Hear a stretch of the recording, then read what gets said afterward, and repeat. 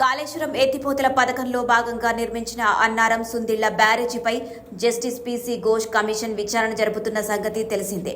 ఇప్పటికే commission barrage design, నిర్మాణం, క్వాలిటీపై దర్యాప్తు చేసింది. పే అండ్ అకౌంట్స్, నీటిపారుదల, ఆర్థిక శాఖ ఉన్నతాధికారుల, నిర్మాణ సంస్థల ప్రతినిధులను విచారించింది. వీరంతా సీఎం సమక్షంలోనే నిర్ణయాలు తీసుకున్నారని తెలియడంతో కేసీఆర్కు నోటీసులు జారీ చేశారు అధికారులు.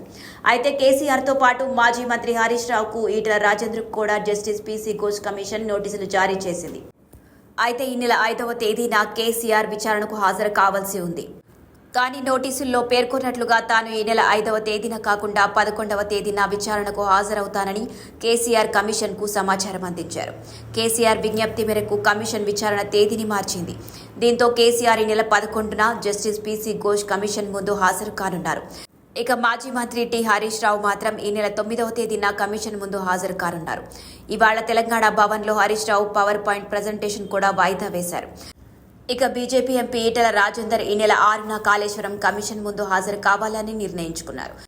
ఇప్పటికే కాళేశ్వరంపై పీసీ ఘోష్ కమిషన్ 200 మందికి పైగా విచారించి ఇప్పటికే 400 పేజీల నివేదికను సిద్ధం చేసింది. ఇక కేసీఆర్కు నోటీసులు ఇవ్వడంపై బీఆర్ఎస్ నేతలు ఫైర్ అవుతున్నారు. కక్షపూరిత చర్యల్లో భాగంగానే కేసీఆర్ను విచారణకు పిలిచారంటూ పేర్కొంటున్నారు.